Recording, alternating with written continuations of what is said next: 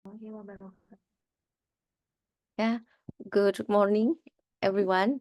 Respectable the chair, Dr. Arif Budi Pratama, the honorable all presenters of Borobudur Conference on Public Administration.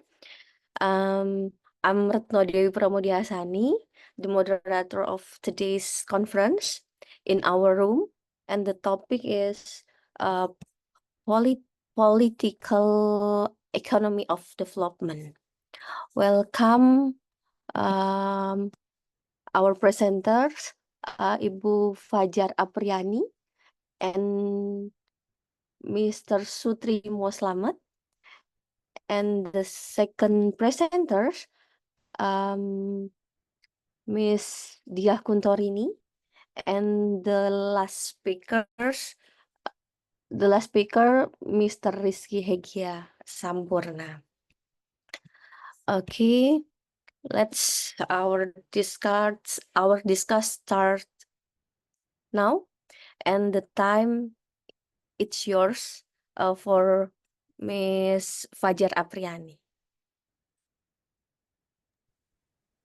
Mohon izin bertanya Mbak Retno, slide kita share sendiri atau panitia yang tampilin? Karena kemarin kan kita udah ada submit PowerPoint-nya ke link panitia. Oh iya, saya coba koordinasi dengan panitia sebentar Ibu. Share.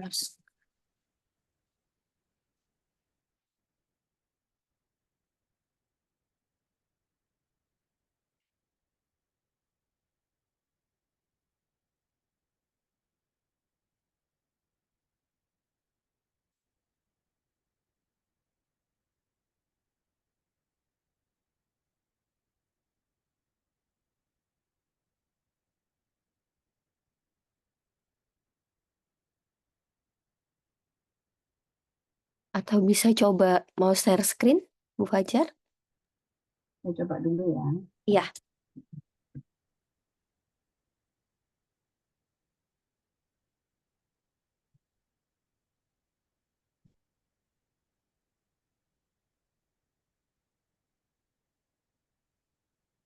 Apa udah terlihat? Ya, terlihat Bu Fajar. Ini Silakan. sudah berganti slide-nya? Sudah. Oh ya, tidak ada masalah. Oke. Izin memulai ya, Mbak Ya, Retno? boleh, silakan. Assalamualaikum warahmatullahi wabarakatuh. Waalaikumsalam. Good morning and greetings for all of us. My name is Fajar Apriani. Thank you for the opportunity to us to present our research entitled The Implementation of Sepatin Village Community Empowerment Program as Blue Carbon Initiative Project of Delta Mahakam. Ya, in Indonesia, paper kami ini berjudul Implementasi Program Pemberdayaan Masyarakat di Desa Sepatin sebagai proyek inisiatif karbon biru Delta Mahakam. We are from Public Administration Program Study of Mula Warman University. Okay, I would like to introduce why we doing this research about the Delta Mahakam and the Community Empowerment Program. Well, Indonesia is the country that has the largest mangrove forest in the world, with an area of 20 or 25% of the world's mangrove ecosystem, followed by Brazil in second position, and Nigeria in third position. The area of Indonesian mangrove forest is 3.36 million hectares, and the fourth largest mangrove forest area are in Papua, with a mangrove forest area in 1.56 million hectares, and followed by Kalimantan in 688,000 hectares. Well, Blue Carbon Initiative is a program formed as a nature-based solution from a commitment to preserving mangrove forests, which play an important role in maintaining global climate change. the Pertamina Foundation appointed the Faculty of Forestry, Mula Warman University, as the executor of this project in the mangrove forest area that located in the Mahakam Delta since September 2022. Well, the Mahakam Delta is an important landscape covering an area of 150,000 hectares that is suitable for mangrove forest ecosystem. Well, however, over the last 20 years, half of the mangrove forest of the ecosystem in the Mahakam Delta, it's about 80,000 hectares, has been converted and has been turned into ponds. Ponds, it means in Bahasa is tambak. It's about 67,000 hectares has been turned into ponds. Okay. And the Blue Carbon Initiative project includes mangrove forest rehabilitation, evaluation and monitoring of biodiversity restoration, and empowering energy-independent communities. Involve collaboration with forest farmer groups in the Muara Jawa area and Sepatin Village that is in Kutai Kartanegara Regency. Well, this research examines whether the community empowerment program in the Blue Carbon Initiative project can be implemented well in the context of rehabilitation and restoration of mangrove forests in Sepatin Village, which is a coastal village in the Mahakam Delta.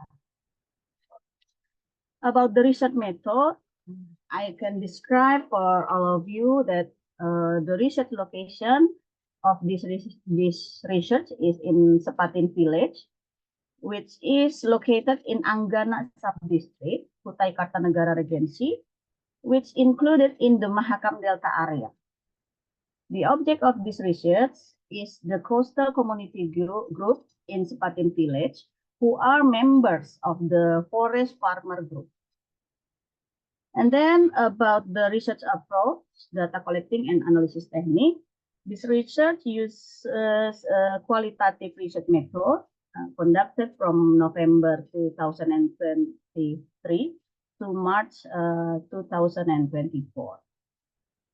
Field observation of mangrove forest rehabilitation activity through community empowerment, interview with informants from the Sepatin Village community, and incident documentation of community empowerment activities as the data collecting technique. Data analysis was using descriptive analysis by an interactive model. What is the result and discussion of our research? I would like to describe the general profile of Sepatin Village and its mangrove forest. Well, it is 55,819 hectares, which is drained by 140 hectares Mahakam tributary. It consists about 33,000 hectares of delta land and about 21,000 hectares of pond area. Well, the population is 3,492 residents, and the number of head of family is 958. Okay.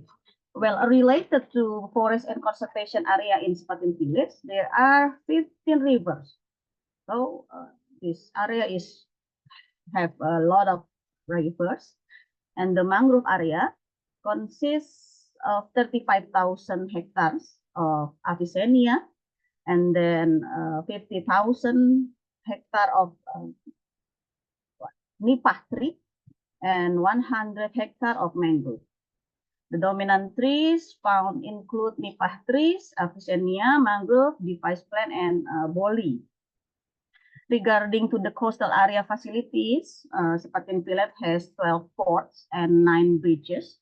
Transportation are dominated by 408 and 480 boats, 410 gross tonnage motorboat of 0 until 5 gross tonnage, and etc. The livelihood of the resident is agriculture or ponding and fishing, followed by carpenters.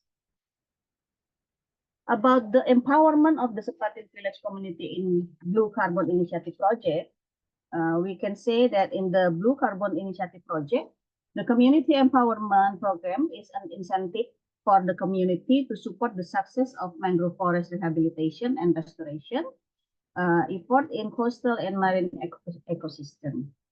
The line of thinking built into the design of the Blue Carbon Initiative project is that when communities around the mangrove area gain material benefits, direct benefits to capacity building knowledge, then the community will provide support for the program and carry out every effort given. Therefore, the Blue Carbon Initiative project focuses on community empowerment effort in the Mahakam Delta mangrove forest area, one of which is in the Sepatin village. What is the community empowerment activities in implementing the Blue Carbon Initiative project? There are 4 activities. The first activities is community involvement in mangrove planting activities. The second is hydroponic plant cultivation training. The third is installation of solar power street lights, and the fourth is provision of rainwater harvesting facilities. Mangrove forest rehabilitation and restoration has a different definition. I will skip the definition. Okay.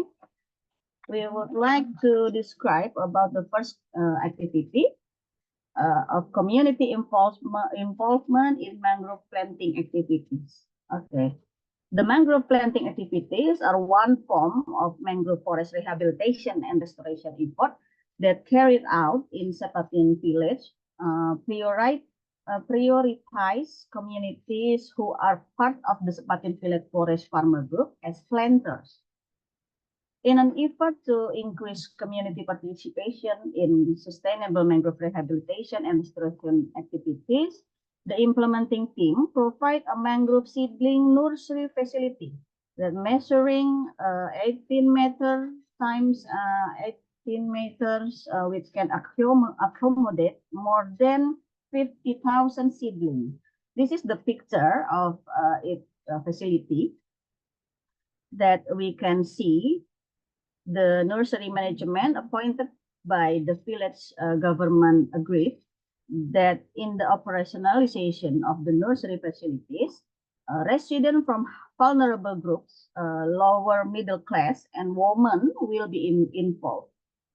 Then, to maintain the quality of the seedling produced, the implementing party has provided training on the ideal seed preparation procedure so that the quality of the seedling is good and meets the standard qualification for mangrove planting activities.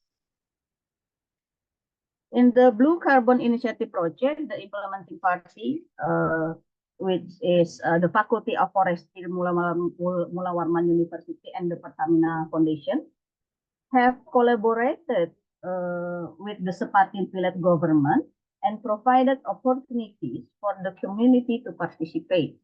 However, by replanting mangrove in the Sepatin village area, further studies are needed on the level of success of the mangrove that have been planted using forest plant growth analysis methods, including measuring the percentage of mangrove growth, including environmental factors that influence the growth of these mangrove plants.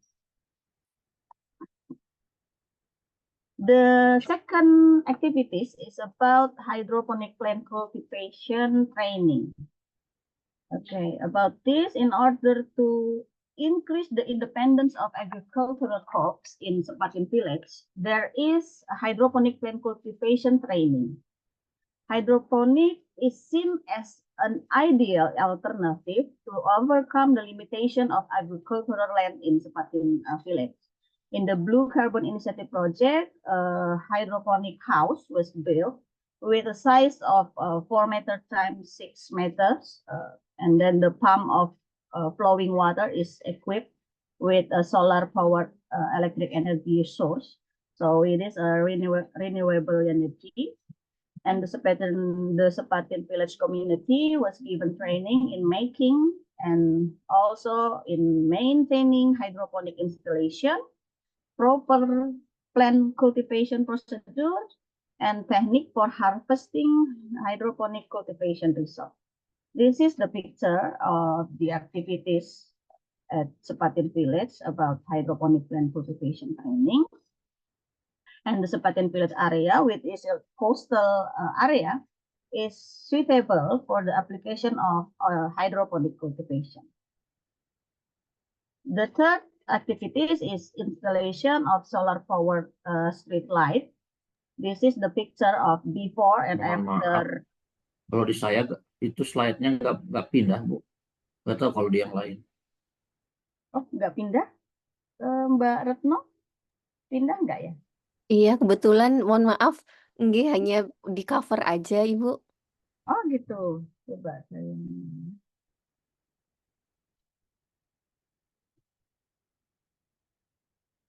Bisa tampil? Tampil. Tampil ya? Sudah yang ketiga? Ya, installation of solar power. Installation of solar power. Okay. Let me continue. Okay. This is the picture of before and after the installation of solar powered street lights. That the availability of electricity in Sepatin village is still very limited.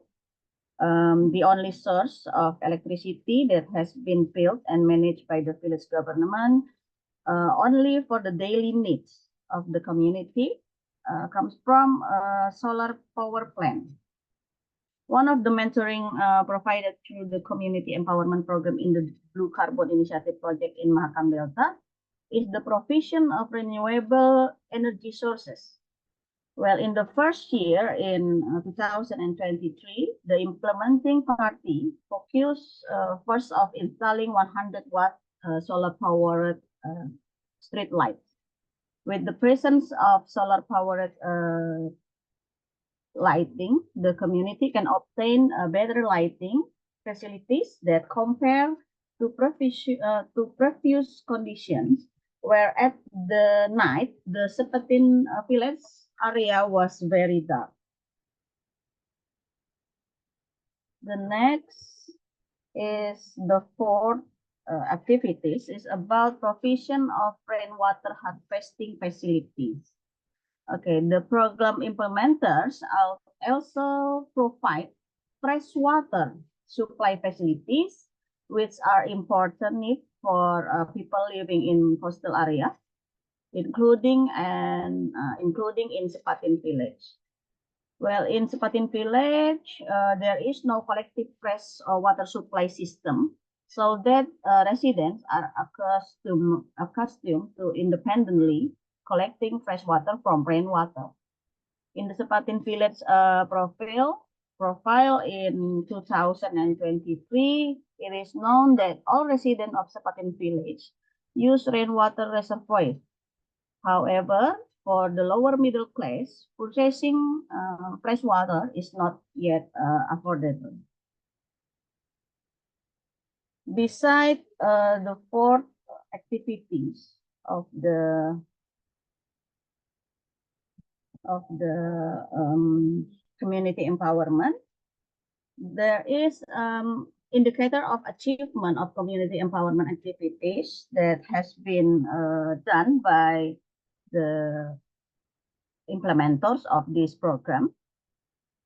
Well, specifically for Sepatin village, community satisfaction index survey was conducted with a score of 80.49, which is included in good category or B, indicates that the community has a good response to all community empowerment programs that have been carried out, and the majority of respondents consider that community empowerment activities in the Blue Carbon Initiative project that have been implemented are capable of provide a significant impact. To the Blue Carbon Initiative project, all of the elements of satisfaction assessed, community involvement in mangrove seedling planting activities has achieved the highest value. On the other hand, there are still two elements that are still lacking, namely the element of physical facilities quality and the effectiveness of the program in improving the mangrove forest ecosystem. So these two elements need to be prioritized for improvement. This is the slide of conclusion of our research that the Community Empowerment Program, which is part of the Blue Carbon Initiative project for the Mahakam Delta, has been implemented well in Sepatin Village. A significant finding from this research is that the Sepatin Village Community Empowerment Program, within the framework of the Blue Carbon Initiative project for the Mahakam Delta, can improve its sustainability by developing village potential, such as untapped fishery product to be processed into value-added products. We have a recommendation from that conclusion that effort to further develop this potential need, untapped fishery product, to be accompanied by community empowerment activities in the form of providing training on fishery product, that fishery product processing and import, to open marketing channels so that the economic welfare of the Sepatin Village community can increase, as well as rehabilitate and restore mangrove forest in the Mahakam Delta area more optimally. I think that's all our presentation from our research. Thank you for the opportunity to us, and I would like to back it to the Miss Retno. Thank you. Thank you, Ms. Fajar, for the presentation, and it's so clear presentation about implementation empowerment community in Sepatin Village, right? And then for the topic, any question from the participant?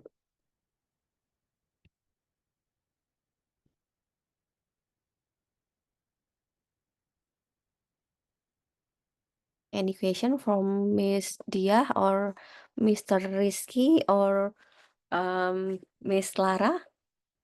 Ya, saya ada pertanyaan sangat menarik karena ini kan satu Blue Carbon Initiative Project itu satu upaya global yang terkoordinir ya dalam rangka konservasi lingkungan.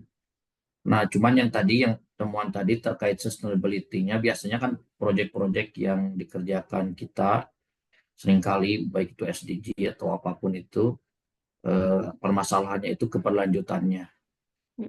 Misalnya tadi untapped fishery product itu yang sudah added value-nya itu apa, tahap yang sekarang sudah tercapai, kemudian apakah ini tuh multi years, tahap tahun berikutnya itu apa, misalnya ada peningkatan atau tidak. Biasanya kan hanya sekali itu ya penelitian kita itu, tapi kan kalau kayak konservasi kayak gini harus berkelanjutan gitu. Nah, kira-kira apakah hasil capaian yang sudah dicapai itu, apakah ada langkah-langkah keberlanjutannya yang dilakukan oleh pihak kampus dengan pihak Pemda atau CSO setempat? Terima kasih. Bisa langsung dijawab, Mbak Retno? Ya, boleh Ibu, silakan. Ya, terima kasih banyak atas pertanyaan Pak Rizky Hegya Sampurna. Salam kenal Pak Rizky. Ya, Ya, dari pertanyaannya memang terkait dengan program Blue Carbon Initiative semacam ini memang kita sepakat bahwa tidak bisa dilakukan dalam hanya 1-2 kali. Terkait dengan apa yang kami teliti dari program yang dilaksanakan dari kerjasama antara Pertamina Foundation dan Fakultas Kehutanan Universitas Mula Warman ini adalah bahwa bersifat multi years. Jadi tidak hanya dalam 1 tahun ini, tapi tetap berlanjut. Di dalam pelaksanaan di 2023, kemudian beralih ke awal 2024, telah dipahami bahwa masyarakat itu tidak hanya bisa dibekali dengan pelatihan untuk menanam bibit mangrove, tapi bahwa penanaman bibit mangrove itu harus terus di dalam pendampingan dan pemantauan dari pelaksana program untuk keberhasilan dari pembibitan itu. Makanya kami merekomendasikan bahwa diperlukan penelitian lanjutan yang bersifat memang sangat sesuai dengan keilmuan, kalau di kehutanan ya, dengan keilmuan kehutanan yang melihat penelitian pada persentase tumbuhnya mangrove itu berhasil apa enggak. Kalau di dalam peraturan Menteri Kehutanan itu kan ada ukuran bahwa keberhasilan hutan mangrove itu apabila persentase tumbuhnya adalah sama dengan 70% atau lebih. Nah, kemudian dinyatakan kurang berhasil jika di bawah dari 70%. Nah, ini yang kami rekomendasikan bahwa perlu ada kajian lebih lanjut gitu tentang tingkat keberhasilan hidup dari hutan mangrove yang telah ditanam melalui metode tadi penanaman kembali, yang kalau di dalam ilmu kehutanan itu lebih spesifik kepada metode analisis pertumbuhan tanaman hutan itu gitu. Nah, sementara saya dan Pak Supremo Slamet itu karena kami orang FISIP gitu ya, kami lebih meneliti pada program pemberdayaannya. Nah, sehingga maka kami merekomendasikan Fakultas Kehutanan tidak hanya harus membekali masyarakat dengan cara menanam bibit dan sebagainya, tetapi juga itu tadi harus mengukur hingga kepada pertumbuhan tanaman hutan itu agar berhasil atau tidak gitu, termasuk dalam pemetaan faktor-faktor lingkungan yang mempengaruhi dari pertumbuhan tanaman mangrove itu. Nah, kemudian perlu diketahui bahwa Blue Carbon Initiative Project untuk Delta Mahakam itu di Kaltim tidak hanya dilaksanakan oleh kerjasama akademisi dengan swasta semacam ini, tapi juga ada yang dilakukan di bawah Dinas Lingkungan Hidup dan Dinas Perikanan dan Ilmu Kelautan. Nah, sehingga ini apa yang kami teliti ini hanyalah bagian kecil dari kemitraan yang dilakukan oleh Universitas Mula Warman dengan Pertamina, gitu ya. Nah, tadi kita juga menemukan bahwa masyarakat di sana itu masih ada yang membuang gitu ya, sebenarnya membuang hasil perikanan itu yang sebenarnya punya nilai bermanfaat gitu, seperti kepala udang itu mereka buang gitu ya, kemudian udang papai itu mereka juga nggak gunain gitu, mereka cuma memancing cumi-cumi, kepiting, udang dalam ukuran yang memang laku, meskipun pemasaran mereka tuh udah ngekspor gitu ya, tapi ada bahan-bahan perikanan yang sebenarnya masih bisa dimanfaatin, dibikin petis, dibikin terasi, harusnya gitu. Nah, itulah yang kemudian dilakukan dalam program ini, bahwa mereka membekali pelatihan itu, kemudian untuk juga membuka jalur pemasaran untuk mereka menghasilkan produk-produk perikanan yang sebenarnya bernilai manfaat, tapi belum pernah dipergunakan, gitu, belum pernah dimanfaatkan. Gitu. Ya, saya rasa itu jawaban dari saya. Jadi memang masalah mangrove ini kan makin lama makin habis gitu ya. Sementara di kita itu Kalimantan itu punya area yang peringkat 2 gitu di Indonesia. Sementara tadi Indonesia secara dunia peringkatnya nomor 1, saya sudah sampaikan di awal tadi. Sehingga ini merupakan proyek pelestarian lingkungan yang cukup besar dan butuh banyak keterlibatan dari orang-orang yang memang peduli dengan lingkungan atas perubahan iklim yang bisa terjadi dari itu. Ya, saya rasa itu Pak Rizky Hekia. Terima kasih banyak atas pertanyaannya yang bagus sekali. Saya kembalikan ke Mbak Retno. Ya, terima kasih Bu Terima Fajar. kasih Bu, luar biasa, Ya, sangat menarik terima Bu. kasih Bu Fajar atas penjelasannya yang clear, dan ternyata memang Saya izin bertanya boleh Bu Fajar? Boleh Mbak Retno, yuk. Ya, sepertinya lebih lebih enak dengan menggunakan bahasa ya, izin dengan Ya. menggunakan bahasa. Bu Fajar, terkait dengan tadi tulisan yang Ibu sudah paparkan gitu ya, mengenai kondisi bagaimana kita melakukan ini lebih fokusnya sebenarnya kepada core core yang paling besarnya kan adalah komunitas ya. Jadi saya mau tanya bagaimana selama perjalanan penelitian ini Ibu melihat kesiapan masyarakat untuk menerima kondisi, berubah dan memperoleh sebuah insight baru di dalam menangani sebuah kondisi atau melakukan sebuah perubahan sosial yang ada di komunitas tersebut.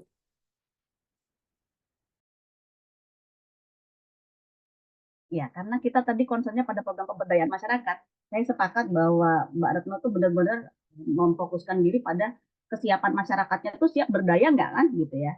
Nah, perlu saya gambarkan atau sampaikan bahwa di Sepatin Village ini dari segi apa ya kondisi kependudukannya itu kan hampir 3.500 jiwa. Nah, kemudian yang menjadi tantangan itu adalah karena dari segi pendidikan itu sebenarnya 7% dari jumlah masyarakat itu adalah buta aksara dan buta huruf. Nah, ini jadi tantangan juga gitu ya, sehingga ketika kita lihat tingkat pendidikan di sana itu cukup rendah, kemudian yang paling dominan itu adalah sekitar 13% itu pelajar sekolah dasar gitu ya, lebih banyak anak-anaknya daripada yang dewasa. Kemudian pendidikan untuk tamat tamat pendidikan tinggi itu nyaris nggak ada ya, adanya itu sampai batas SMA aja.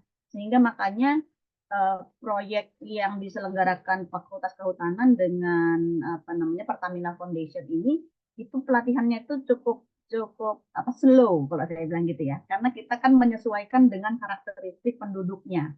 Walaupun pemerintah daerah sudah menyiapkan berbagai fasilitas yang sangat memadai, di antaranya tadi saya katakan ada 12 pelabuhan, karena ada 15 sungai, kemudian ada 9 jembatan, dan kemudian alat-alat transportasi itu dominan sekali, bahkan nyaris tadi 480 unit itu berupa kapal gitu ya. Tapi ketika kita mau memberdayakan masyarakat untuk mereka bisa meningkatkan pendapatannya sekaligus menjaga kelestarian alam itu memang merupakan tantangan besar gitu. Makanya pelatihan itu juga step by step banget gitu dilakuin oleh tim, bahwa nggak bisa kita nyekokinnya tuh langsung yang berjubel banyak gitu ya materinya. Step by stepnya sangat cukup slow gitu karena tingkat pendidikan mereka itu tadi. Nah, kemudian apa namanya juga terkait dengan mata pencaharian. Nah, tadi sudah saya sampaikan bahwa area mangrove itu banyak sudah beralih menjadi tambak gitu, karena mereka melihatnya tambak itu lebih menjanjikan untuk pendapatan mereka gitu, tapi nggak sadar bahwa itu justru malah mengurangi area mangrove yang seharusnya bisa bisa dijaga gitu. Makanya kemudian pendampingan itu tidak hanya berupa kegiatan yang bisa melatih mereka, tetapi kita mancingnya itu dengan cara tadi, kalau mereka dilibatin dengan sesuatu yang bisa menghasilkan untuk ekonomi mereka, pasti mereka mau gitu. Tapi ya itu lagi-lagi edukasinya itu kita harus perlahan. Makanya tadi nggak bisa dilakuin cuma satu tahap, satu tahun gitu, harus multi years. Dan itu juga memang bekerja sama gitu ya dengan pemerintah daerah di sana. Bahkan untuk apa namanya sisi hidup bersih dan sehat itu bisa saya sampaikan sebenarnya di Desa Sepatin itu mereka juga mengalami masalah pencemaran lingkungan oleh sampah. Mereka biasa buang sampah langsung lempar aja gitu ke laut.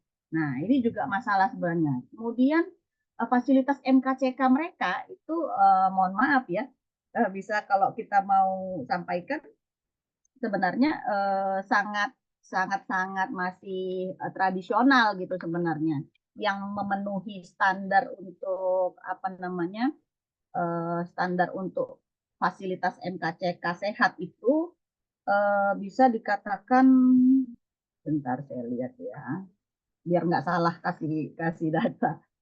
Ya, ya hanya 35 keluarga. Bayangin tuh Mbak Retno. ketika jumlah penduduknya tadi 3.500-an kan gitu. Kemudian 960-an kepala keluarga yang dalam data kita yang memiliki WC sehat itu cuma 35. Nah, sisanya itu kurang memenuhi standar dari kesehatan. Nah, jadi ini juga yang menjadi tantangan bahwa ternyata kita tuh nggak sekedar harus ngelestariin mangrove, tapi juga itu tadi karakteristik penduduk dari segi bagaimana pola hidup mereka selama ini juga ditunjang dengan tingkat pendidikan yang rendah itu menjadi hambatan utama dari keberhasilan program ini. Tapi ya itu namanya sebuah program kita berusaha itu juga memang ya slow but sure gitu ya dan pelan-pelan mudah-mudahan ini bisa berjalan dengan baik biar ya Delta Mahakam itu bisa kita save bersama juga. Ya, begitu barangkali Mbak Retno yang saya bisa share. Ya, terima kasih Bu Fajar. Nanti apabila ada diskusi lanjutan, kita akan berdiskusi di balik layar. Terima kasih Bu Fajar atas insight dan presentasi yang luar Boleh, biasa. boleh. Selanjutnya, untuk pembicara kedua, kita akan berikan waktu kepada Ibu Diah Kuntorini. Kepada Ibu Diah Kuntorini kami berikan waktu 15 menit dengan tanya jawab. Terima kasih. Silahkan.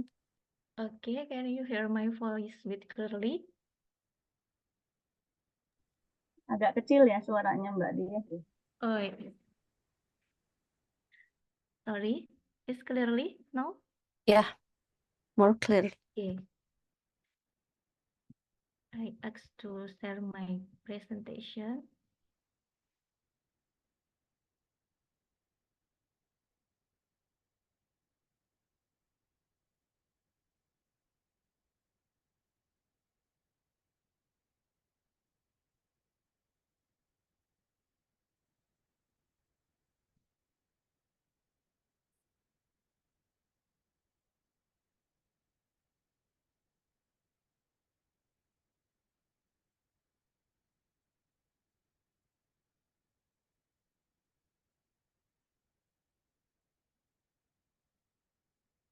Have you saw my presentation? Yeah. In my presentation, okay. Assalamualaikum warahmatullahi wabarakatuh. Thanks for this occasion. Let me introduce myself. My name is Diah Kuntorini Dwi Angreni. I'm as a delegation from my team, and today I present the results of our mini research about on living as citizen in a smart city, a literature review on strengthening community involvement. Before going to the next slide, I think all of people know about smart city. Exactly, smart city include in smart governance, smart environment, smart society, and smart environment, and smart governance exactly. And I have divided my presentation into 5 sections.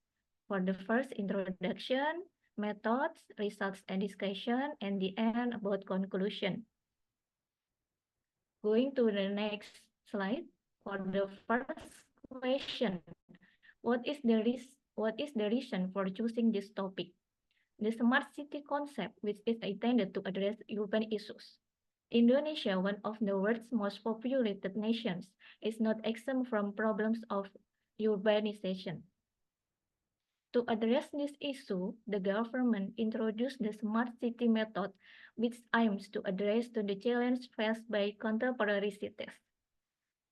From this question, we have research question. In this part is about of how can a concept of participation, green economy, and protective laws or green constitution support life in smart city. Because in main point about green economy and green constitution exactly support or relate with the involvement community.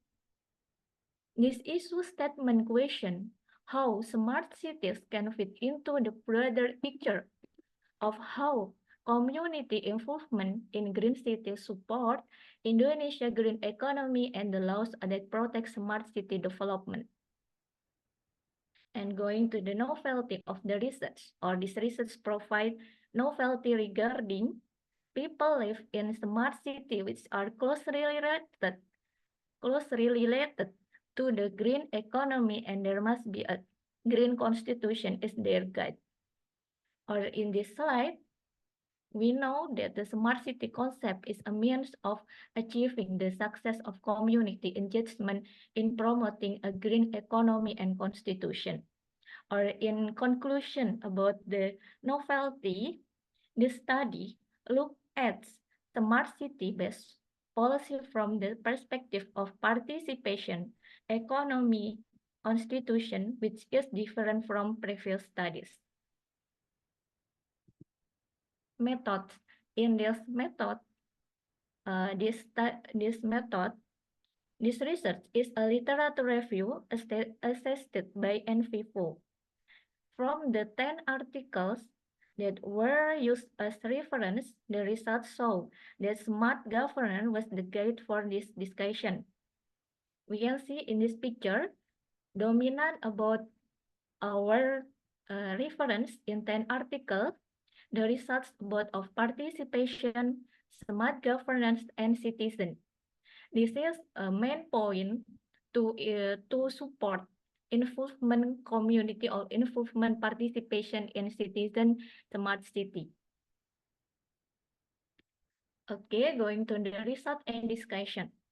In main point results and discussion, based on survey results from the Smart City Index, there are 3 Indonesian cities included in the Smart City Index list, namely Jakarta. In the fact, Jakarta ranks in Smart City in the world number 102.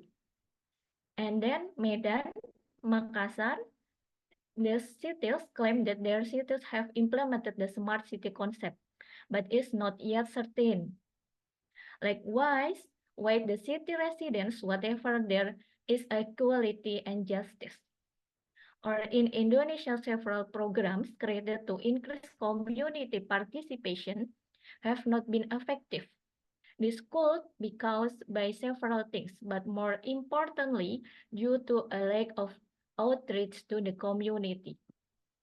And we use challenge persist in implementing participatory model, such as a limited access to technology and low public trust, highlighting the need for comprehensive strategies that bridge these gaps and enhance community involvement.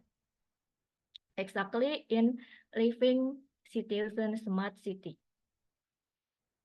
Okay. I will give example in Surabaya, Tangerang, Malang, in other big city have implemented example in Musrembak program. Musrembak stands for the development planning deliberation and have protective law number 25 of 2004 concerning the national development planning system. Musrembak is a forum between actors to prepare national development plans and regional development plans. Exactly, it's a connection with a green constitution. And going to the next example, in this big city in Indonesia, furthermore, there is the SP4N Lapor in Bahasa application which can be used by the public to express aspiration and complaints directly online. This application has been implemented in several areas in West Java, in Kalimantan, and East Java. Then there is also the Adminduk application released by the population. And the program I have state example, the program launched by the city government were created to capture the aspiration of city residents, but it is not yet certain whether these hopes can be realized and can reach all levels of society, especially the lowest group of society who are generally the poor, who are most entitled to receive the service and participate fully. So in this part about participation in the smart cities need more attention from the governance, because the main point in our result in NVivo smart governance have a more place to give attention to citizen. Okay, going to Green Constitution in based on clause 31 paragraph pasal 31 di Undang-Undang 1945, its reinforcement through Law number 18 tahun 2022, Indonesia mandates the government to advance science, technology while upholding religious values and national unity. This framework aims to use technology as a tool for solving regional challenges, as outlined in this constitution, emphasizing that technology should serve human welfare through the application of scientific knowledge. However, Indonesia faces challenges in smart city development due to the absence of integrated national policy. Indonesia has not yet had clear-cut legal frameworks to govern smart city development challenge, particularly about standard, requirement, and implementation guidance. For instance, the Ministry of Communication and Informatics publication guidelines for developing a smart city master plan through the 100 Smart City movement in Indonesia is the only source of a current smart city-based development guidelines. In the fact that is the book a tool only for local government to utilize in the design execution. And engaging in green economy-based green entrepreneurship in the last 2 decades in Indonesia has witnessed a rise in disaster. Indonesia economic activities heavily reliant on natural resources such as oil, gas, coal, tin, and gold, often result in environmental neglect, leading to pollution, deforestation, and land degradation. Thus, a green economy based on green entrepreneurship not only changed the business paradigm towards sustainability, but also creates opportunity to achieve inclusive and sustainable economic growth. This approach is considered crucial in facing global environmental challenges and building a more sustainable future for future generations. Several cities in Indonesia have only implemented one or a few aspects of the smart city. Due to a lack of understanding among local governments, technology-based innovation such as a government monopolies the smart city image is causing to be unsustainable. Smart city police focus solely on the limited use of technology, ignoring other dimensions such as a smart environment and smart economy. As a result, existing policies have not been able to transform urban area into green city and fulfill citizen constitutional right to be a healthy environmental as amended by the Republic of Indonesia or UUD 1945 in bahasa. Based on Indonesia green economy model indicated by strong economic growth, supporting environmental protective law and social inclusion. And going to the conclusion, existing literature critiques the disparity between perception and actual implementation of smart city policy, highlight gap in research that underscore the need for more inclusive, the equitable allocation citizen rights. This framework is pivotal in fostering environmental responsible entrepreneurship and encouraging community engagement through initiative promoting green economy orientation. That brings us to the end of our presentation. Yeah, thank you very much, Okay, Iya. the end for today. And okay, this brings us to the end of our presentation. To quickly recap, we would like you to remember this main point from the presentation and the main point of my topic in this presentation. If you have any question, please feel free to ask. Okay, thanks. Oke, Back to thanks Mbak Dia. Mbak Dia, apakah ada pertanyaan dari Bu Fajar ataupun Mas Rizky? Saya sedikit saja. Terima kasih Bu Dia, menarik ya topiknya tentang smart city karena ini sifatnya literatur review. Ya, yang ingin saya tahu itu sebetulnya dari kalau pakai secara sistematis sangat dipetakan misalnya yang sudah banyak dilakukan, dimensi apa, aspek apa dari smart city yang banyak dilakukan di kota-kota di Indonesia, misalnya di kota-kota tadi ya, elemen atau fokus atau dimensi apa dari konsep smart city yang sudah banyak dilakukan, tapi yang masih belum dilakukan itu aspek yang mananya. Jadi kita bisa kelihatan ruang untuk peningkatan atau untuk penelitian berikutnya itu lebih kelihatan.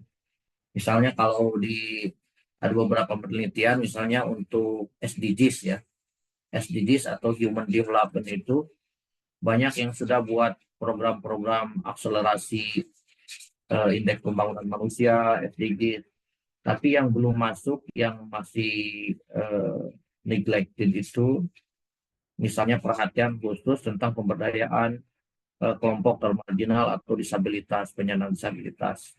Misalnya di banyak kota belum ada program pemberdayaan ekonomi, bagaimana kelompok penyandang disabilitas itu bisa resilient secara ekonomi, bisa berkarya, berumah tangga, sampai punya masuk terserap ke angkatan kerja begitu.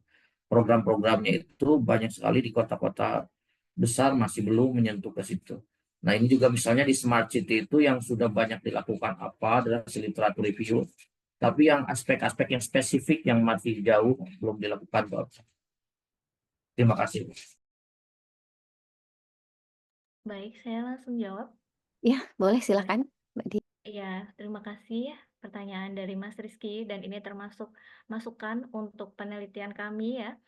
Dan ini memang kami menggunakan literatur review dengan ada 10 artikel. Dari 10 artikel ini artikel pembaharuan yang sama-sama membahas mengenai smart city dari beberapa aspek. Kalau kita lihat dari 10 artikel itu ada 3 artikel yang membahas terkait smart city yang ada di Indonesia.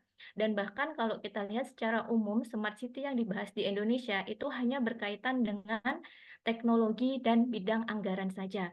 Tapi kalau dengan berpacu pada referensi internasional, kalau kita lihat smart city yang paling menempati urutan pertama smart city di dunia itu adalah kota Swiss, yang dimana Swiss ini adalah pacuan ya untuk negara-negara yang ingin mengembangkan sebuah smart city ini, di mana di situ smart governance, smart economy, environment semuanya memang berkesinambungan. Dan kalau kita lihat dengan referensi yang 7 dari internasional ini memang mengedepankan bahwa sebenarnya yang ini yang dominan ya, sebenarnya dalam smart city itu poin penting yang harus ditampilkan itu terkait dengan partisipasinya. Karena smart city ini bisa berhasil kalau ada partisipasi dari masyarakat. Sedangkan kalau partisipasi yang mungkin masyarakat ini belum mengetahui bahwa sebenarnya sudah ada di undang-undang yang dicantumkan oleh pemerintah. Dan ini pun juga di setiap daerah memiliki beberapa peraturan daerah yang di sini menaungi setiap program yang berkaitan dengan smart city. Hanya saja di sini peran masyarakat yang masih sangat kurang. Contoh saja tadi salah satu yang disampaikan oleh Ibu Fajar. Nah, ini Ibu Fajar juga menampilkan salah satu pemberdayaan. Ini contoh di mana dukungan antara smart city yang di mana berkaitan dengan smart environment. Jadi ini menambah referensi kami kalau nanti untuk melanjutkan penelitian ini bahwa dalam hal smart city di Indonesia itu berkaitan erat antara partisipasi dengan proses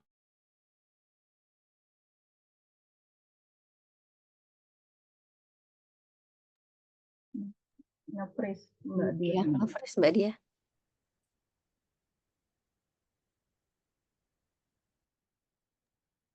Mbak Dia, Mbak Lara apa bisa? Ya, selamat siang. Ah, ya, Mungkin ada kendala sinyal dari rekan saya. ya, Dan saya akan melanjutkan ya, berdasar dari pemahaman yang sudah kami baca dari beberapa literatur review yang sudah kami lakukan itu.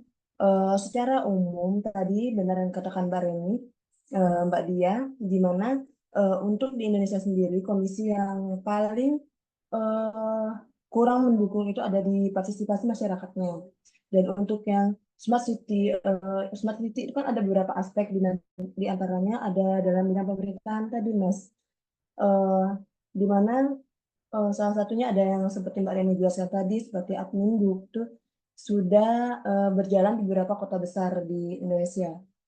Nah, sedangkan untuk yang kurang itu memang dari pemanfaatan teknologi terutama untuk beberapa daerah karena kita ketahui Indonesia sendiri itu belum semua masyarakatnya paham akan apa perkembangan teknologi. Jadi tidak semua masyarakat itu bisa menerapkan apa yang sudah diimplementasikan oleh pemerintah.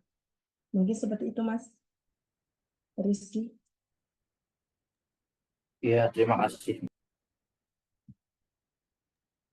iya. Apa ada lagi yang ingin bertanya? Kalau boleh Mbak Retno. Ya, boleh silakan Bu Fajar.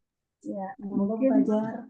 iya, bertanya pada Mbak Lara ya, karena tadi Mbak Diahnya terkeluar kayaknya jaringan. Ya, saya cuma ingin ini menanyakan tentang metodologi dari riset literatur reviewnya ini sebenarnya em, apa objek utama dari kajian smart city yang direview dari literatur yang ada itu sebenarnya skopnya pada skop global di dunia ataukah pada di Indonesia? Izin menjawab Ibu. Sebenarnya fokus dari literatur review yang kami lakukan ini fokusnya ada pada skala nasional Ibu. Jadi Oh, kami skala membandingkan beberapa daerah-daerah di Indonesia yang memang penerapan smart city-nya sudah lebih baik di antara daerah-daerah yang lainnya seperti Jakarta, Semarang, seperti itu Ibu.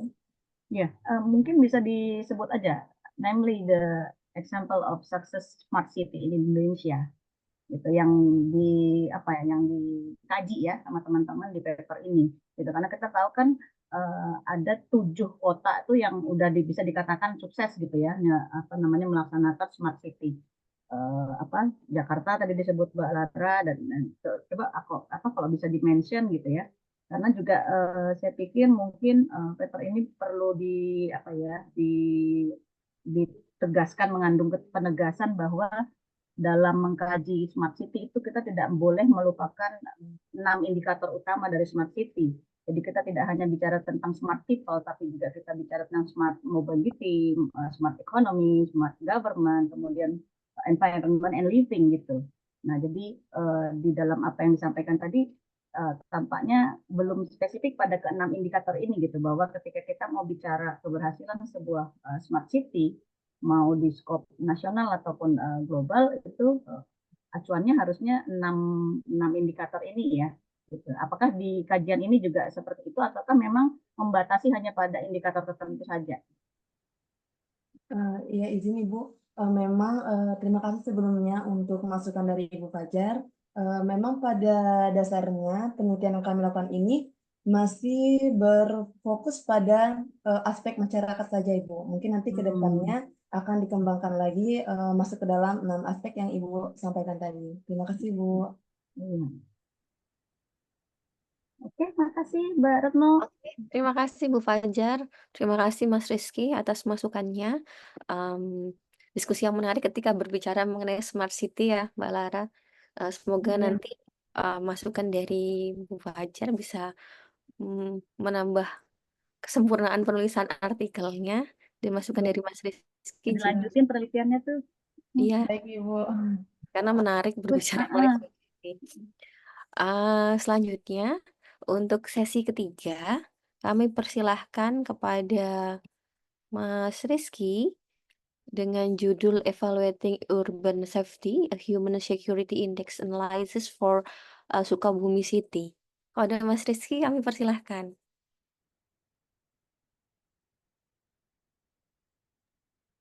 Baik, terima kasih Bu Retno. Saya lagi baru sembuh batuk Bu, jadi agak ini suaranya. Kelihatan ya? Sedang berproses sepertinya. Sudah muncul belum Bu? Belum muncul, Mas Rizky? Sudah?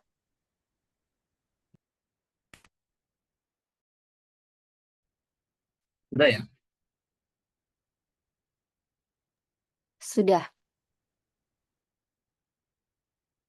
Baik, terima kasih. Assalamualaikum warahmatullahi wabarakatuh. Ibu-ibu sekalian, pagi hari ini saya ingin berbagi tentang salah satu hasil penelitian saya dengan teman-teman mahasiswa. Penelitiannya sebetulnya sederhana saja. Kita ingin mengukur seberapa aman atau seberapa besar rasa aman atau ketidakamanan penduduk yang tinggal di perkotaan atau urban society. Jadi kita ingin mengukur urban safetyness dengan kacamata Human Security Index yang dikembangkan oleh UNDP.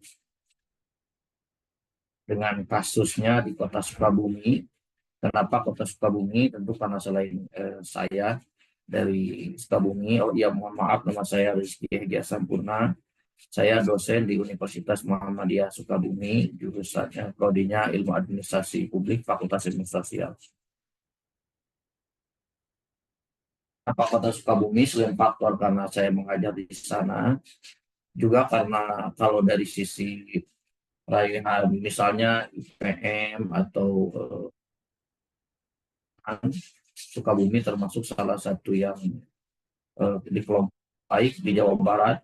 Misalnya untuk indeks pembangunan manusia itu rankingnya ke-6 dengan skor 77, sekian. Jadi sudah baik, hampir ke 80 gitu.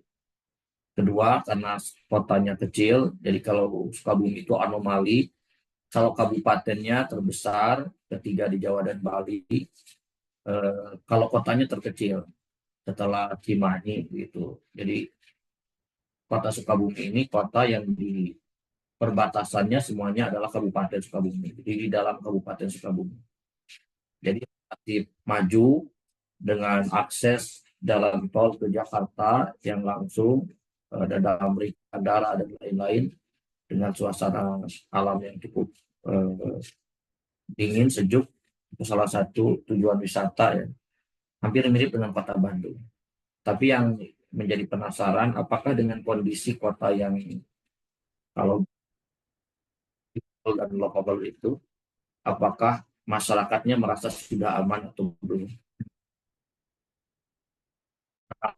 Saya akan memulai dari secara paradigma, ada pergeseran paradigma dari konsep security atau keamanan.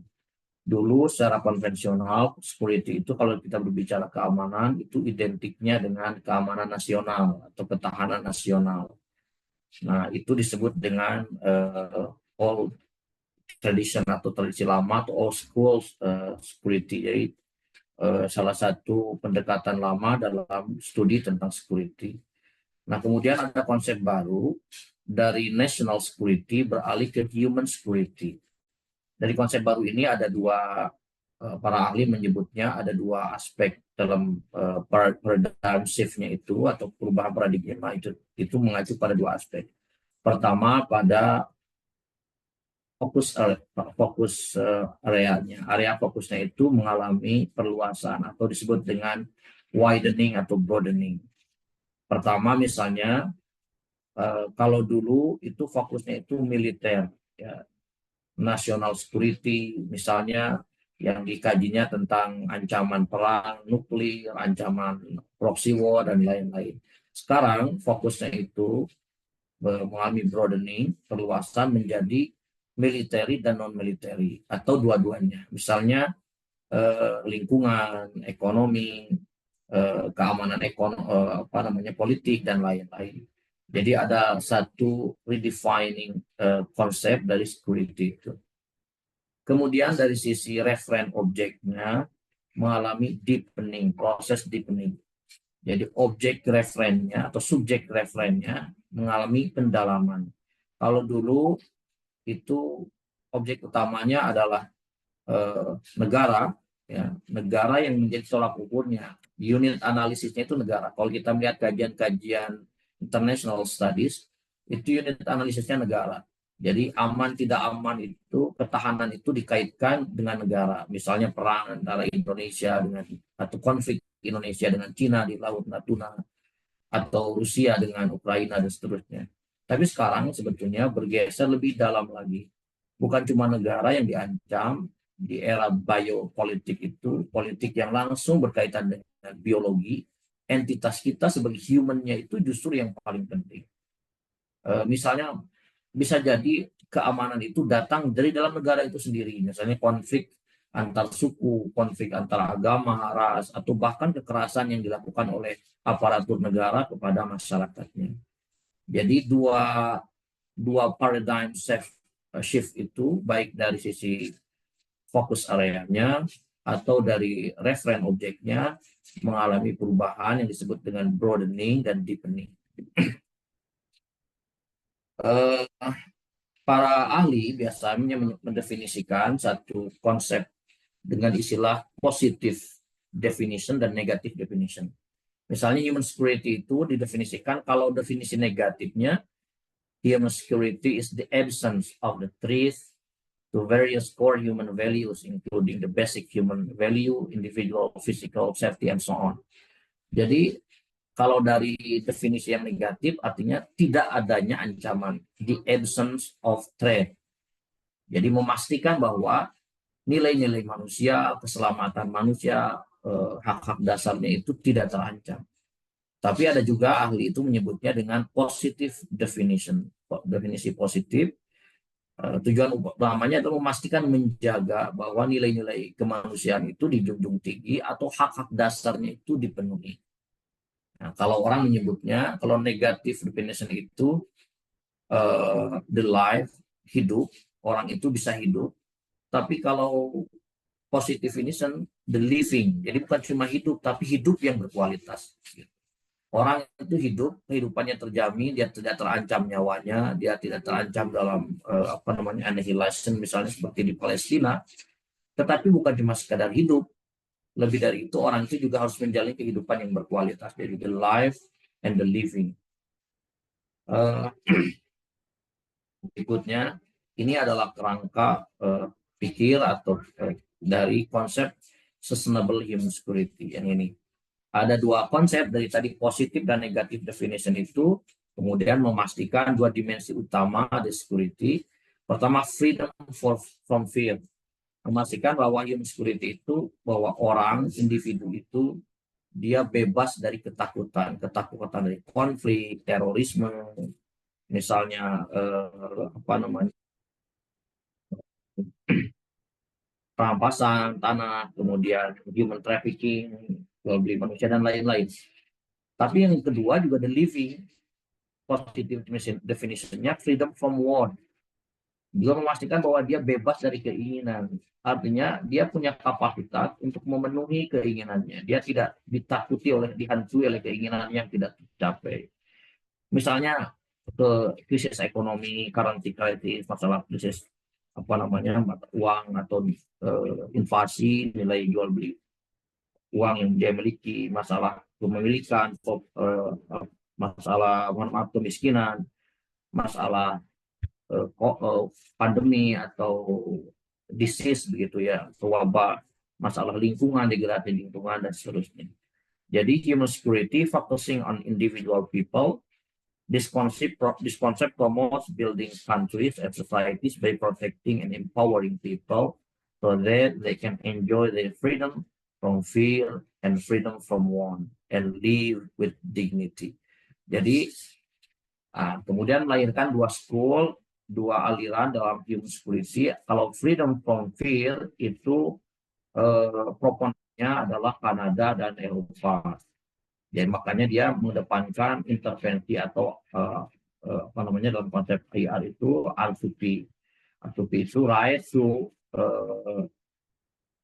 protect. Jadi kalau ada misalnya itu yang sering jadi alasan alibinya Amerika. Kalau ada pelanggaran HAM di mana dia tiba-tiba langsung masuk ke Irak gitu kan apa karena dianggap ada genocide gitu. Tapi giliran Palestina dia nggak ikut campur misalnya.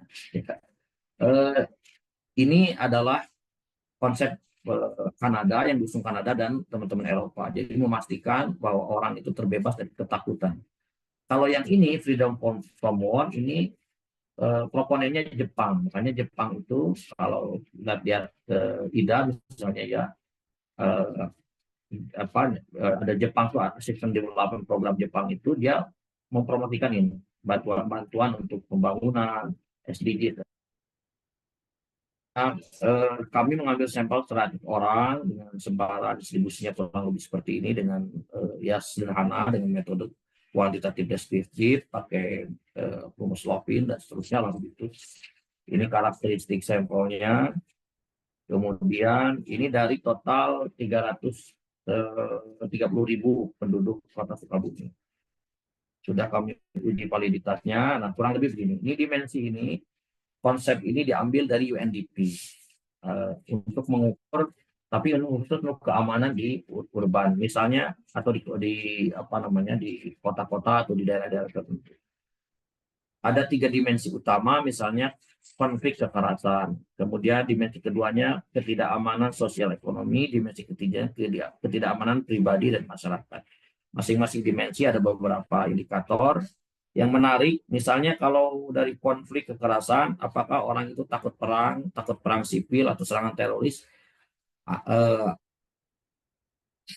Di Kota Sukabumi yang relatif aman atau Indonesia yang relatif aman, masih aja ada orang ketakutan. Entah apakah ini karena pemberitaan yang masif tentang perang Ukraina, tentang apa potensi perang Amerika Serikat dan China dan lain-lain, potensi Taiwan dan seterusnya.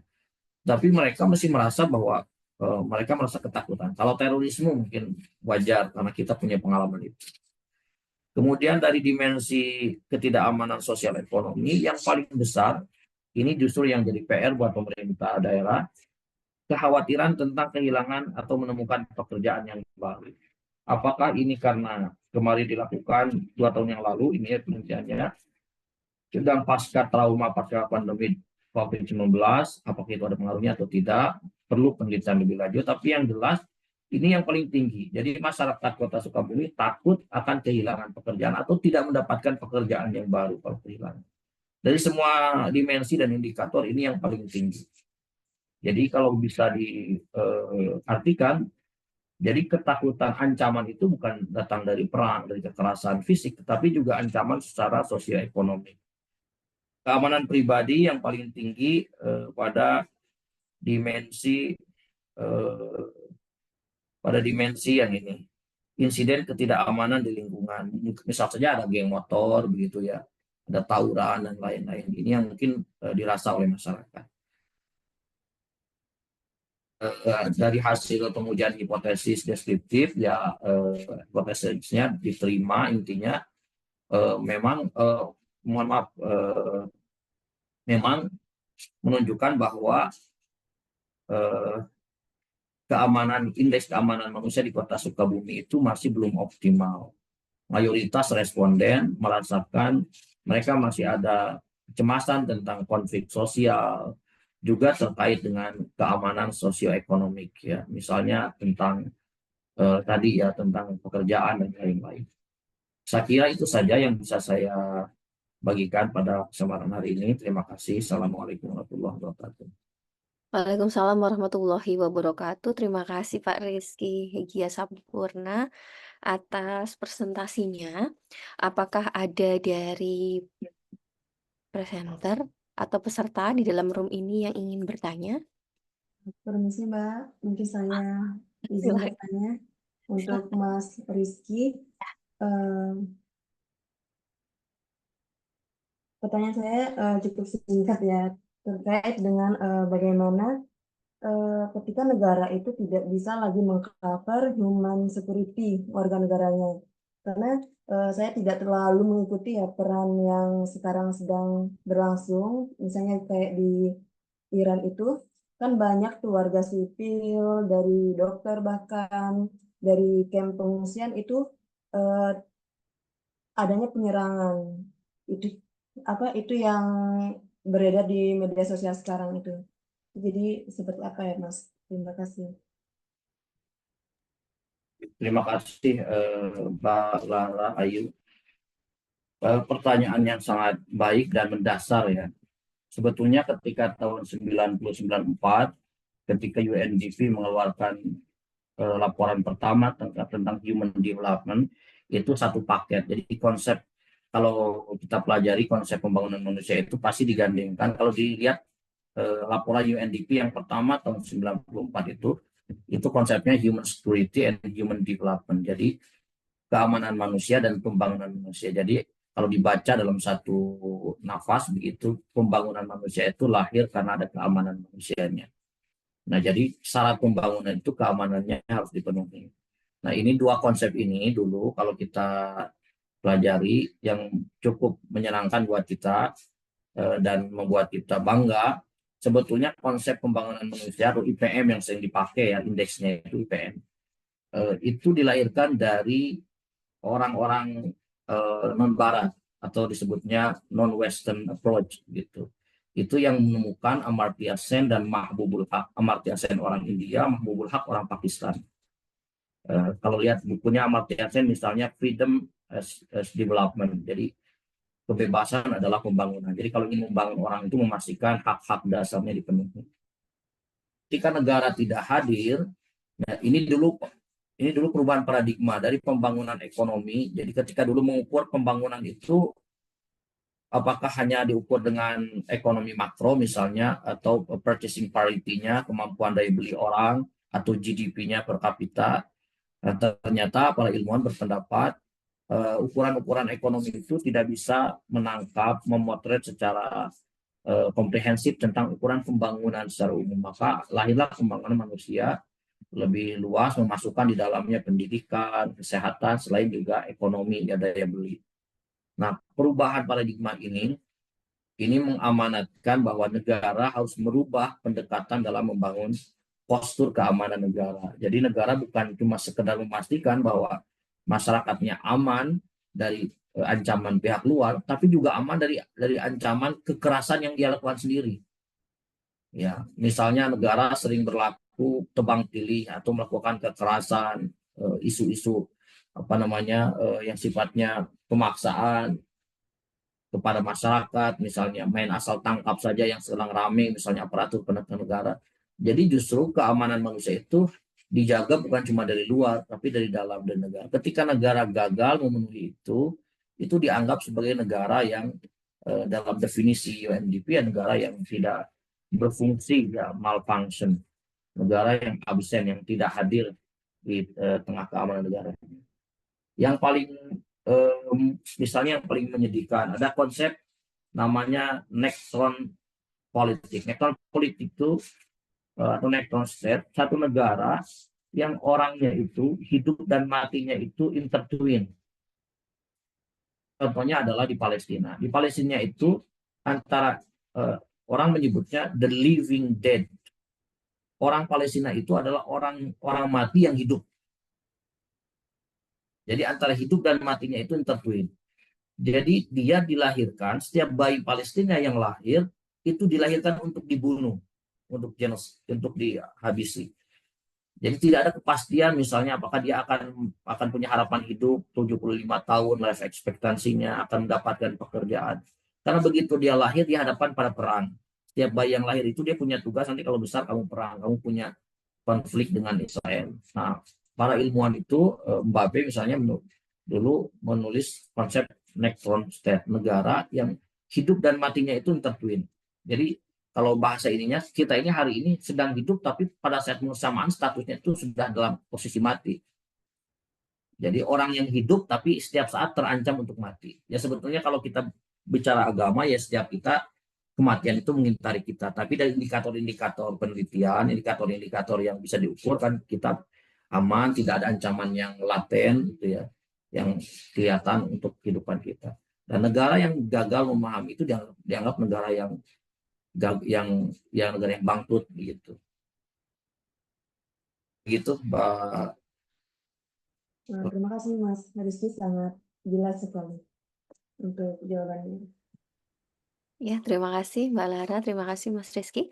Apakah ada lagi yang ingin bertanya? Boleh? Oh ya, Satu pertanyaan, Mbak Retno. Wajar. Iya, makasih. Ya, saya sebenarnya tadi tertarik dengan kalau baca dari list judul papernya Mas Rizky ya, tapi tadi karena nggak bisa nyimak utuh presentasinya, mungkin mohon maaf kalau misalnya tadi apa yang saya tanyakan ini mungkin sudah ada di presentasi ya. Ya, Mas Rizky, ini kan tentang Human Security Index ya, menarik banget. Nah, kalau kita tahu kan eh, berdasarkan UNDP itu ada 7 dimensi ya terkait dengan Human Security Index itu, mulai dari ekonomi sampai pangan sampai politikal gitu ya. Nah, khusus untuk karena kajian ini menganalisis untuk kota Sukabumi, sebenarnya ancaman yang paling dominan itu dari 7 dimensi itu apa kalau untuk kota Sukabumi ya Mas Rizky? Karena ini kan terkait dengan tadi ancaman bagi keamanan individu gitu. Artinya buat Sukabumi itu apa sih yang paling mengancam dari 7 dimensi itu gitu, yang terlihat dari analisis indeksnya gitu.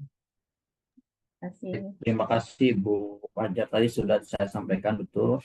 Yang menarik justru di kota, di urban ya, yang relatif maju seperti Sukabumi itu tadi saya sampaikan, Sukabumi itu IPM-nya itu nomor 6 se-Jawa Barat dengan skor 77, sekian. Dia sudah sangat baik.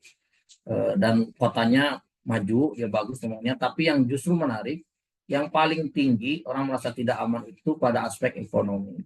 Ketakutan kehilangan pekerjaan atau mendapatkan pekerjaan baru, indikator itu. Jadi banyak orang merasa takut kalau dia kehilangan pekerjaan, nggak bisa mendapatkan pekerjaan baru. Berarti karena merasa sudah mapan gitu dengan pekerjaan yang dipunya ya, Pak Rizky ya? Mungkin karena ada ancaman, mungkin PHK, mungkin karena pandemi dan lain-lain. Jadi itu orang yang paling ditakutkan sekarang.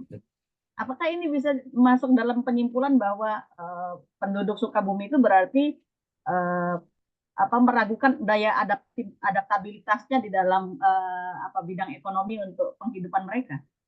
Karena tadi kan nggak siap untuk kehilangan pekerjaan, nggak siap untuk cari pekerjaan baru gitu. Wallahu alam, itu perlu ada penelitian lanjutan, Bu. Ya, jadi belum termasuk dalam pengukuran indeksnya ya. Belum. Bisa Itu perlu digali lebih lanjut motifnya kenapa begitu. Jadi menarik ya, lebih pada ekonomi tadi ya, Pak Rizky Ya, ya. itu yang paling tinggi, yang 90% itu rata-rata takut kehilangan pekerjaan atau tidak mendapatkan pekerjaan baru. Indikator yang di bawahnya yang juga termasuk tinggi tapi indikator di bawahnya kekerasan lingkungan. Misalnya bisa dipahami misalnya karena ada geng motor, karena mungkin ya karena ada tawuran dan lain-lain. Tapi juga yang tinggi juga takut akan konflik sosial dan lain-lain. Oke. Makasih banyak Pak Rizky, menambah pengetahuan Sama-sama kita. Bu, sama-sama. Terima kasih Mbak Retno. Ya, terima kasih Bu Fajar, terima kasih Pak Rizky.